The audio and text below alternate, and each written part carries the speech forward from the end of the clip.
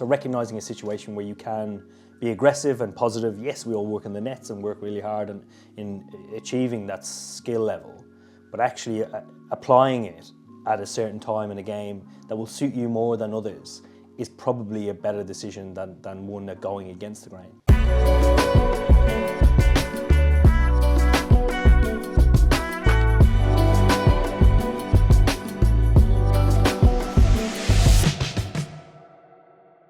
So Cricket Love Stories with me, Neel Khagram. Today we're joined by Eoin Morgan. Eoin, how's it all going? Yeah, good.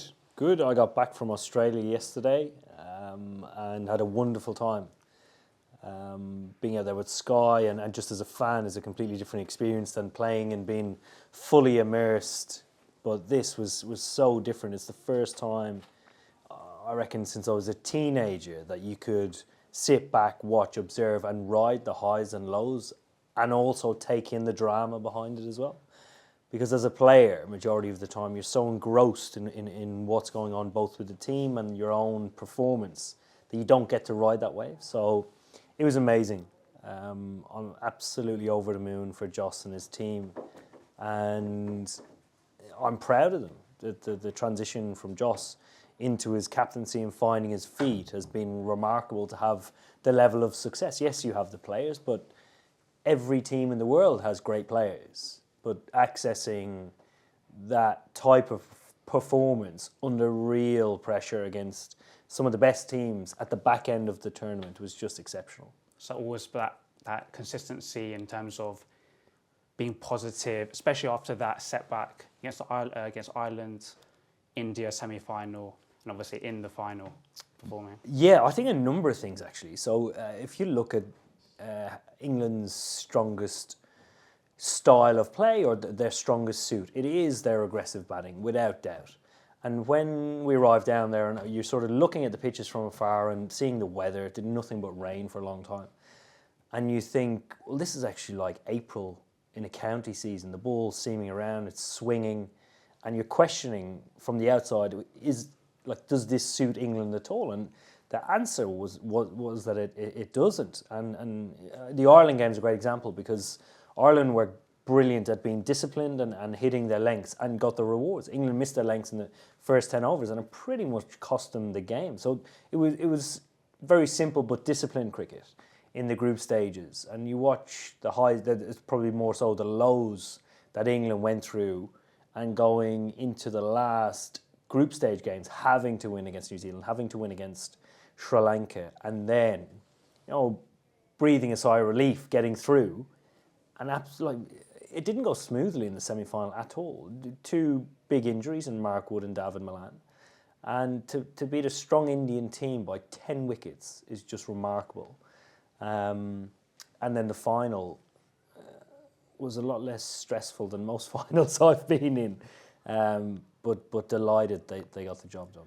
So obviously here for your Festival of Cricket, the launch of it. Do you want to say a little bit about it? Yeah, of course. Don't know? Yeah, so myself, Brendan McCullum and Joss Butler have teamed up to host the Festival of Cricket next year in Gunnersbury Park. And it's going to be in July from the 14th to the 16th. And it's a big passion project of ours. It's something that we've discussed for probably about 6 months, but not in a festival capacity. We've always talked about our own journey and how impressionable we were to say the role of our dads played, the role of local club coach or a school played. And we talked about having something just for everybody, for cricket lovers that have been in the game their whole life, or somebody that just wants to come to a festival and have nice food and nice drink and just a bit of fun. So it's a platform really for that. It can vary from talking about the history of the game to having a go as a young kid in a batting cage or taking slip catches or commentating like a pro or jumping in a batting cage and competing against either one of your family members or one of the hero players as well. So there's a lot on offer and we're so excited about it. I spoke to Joss this morning. I know he's just lost the game, but he wanted to know what was happening and how it was going. And Brendan's in Dubai at the moment, and we'll be speaking to him later on a call, and he's very, very excited. it's important to have initiatives such as these to get people into the game, the youngsters in, grow the game in this country? Yeah, I think from both sides of it. I think it's a celebration of the game that we love and the game that has given us absolutely everything. The role that it performs in your life is one that teaches you values that will stick with you until the day you pass away. And we recognise that. And even if it's only for a short period of time, we can try and harness that to either young kids or an older generation that can pass on that message and tie it in around a celebration. We're going to have a bit of a party as well. There's going to be music. There's going to be a lot of fun. So it should be a good and fun 3 days. How did you get into the game and in particular captaincy? Obviously, you want a percentage of these youngsters to come into the game, play club cricket, etc. What was your path into it? Yeah, so I have a unique path. My dad played quite a significant role in his passion and determination, and love for cricket. And I grew up in a family of one of 6, and we all played. My 2 sisters played cricket for Ireland. 3 brothers all played representative cricket. So we sort of grew up in a small town outside of Dublin in Ireland where cricket was not popular at all. And we were lucky enough to engage in the local club and community. And just my dad's passion really did rub off on us over the years. So my pathway then into playing representative cricket for Leinster, then Ireland, and moving across to England was a little bit more fluid because I was a talented kid, playing at my older brother's age group and sort of always wanted to move across to play as a professional and ultimately play for England. And then the path into captaincy, would you say that came naturally, or is it something that you almost learn on the job? No, I'm a firm believer that you can be taught how to captain and lead as opposed to being a born leader. Certainly leadership certainly the role as captain isn't something, like you don't grow up as a kid saying, I want to be a captain of England, I want to be a captain of Ireland. You just don't. You normally get landed with the role because you're the best player. And you don't hold the responsibility of a decision until it's realised in a professional level. And again, I didn't really captain a lot for Middlesex, captain bits and bobs here and there. Also captain England as an interim captain when people would be rested. But even still, until you're official captain, the weight of, I suppose, the joy and the despair of decisions on both ends of the scale, they're not the same until you officially have the role. And then obviously, again, from this festival, you want kids to come into the game. They're going to be faced with scenarios, if they do play club cricket, where the pressure is on, whether you're a batsman or a bowler, your great England side, you're almost, as a captain, you're able to alleviate that pressure from them.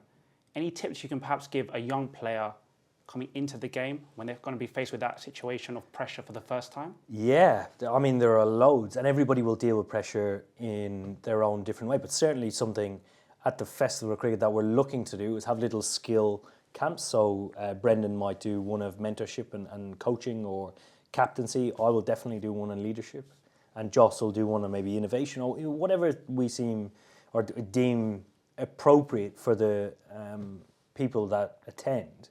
But certainly when you're dealing with pressure, coming into this hour you're talking about, I think it's important to re-engage with the reality of what's happening, regardless of the level of the game you're playing.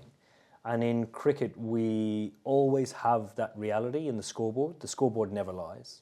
So if you're 14 for 2 or 100 for 1 or 100 for none, reading that back to yourself constantly and always having yourself in that moment of logic, along with a bit of emotion that goes on in the game, is very, very important. And it's something that I've developed over the years to work in my favour. And in terms of, obviously, your team obviously was very aggressive in their approach, never really took a backward step.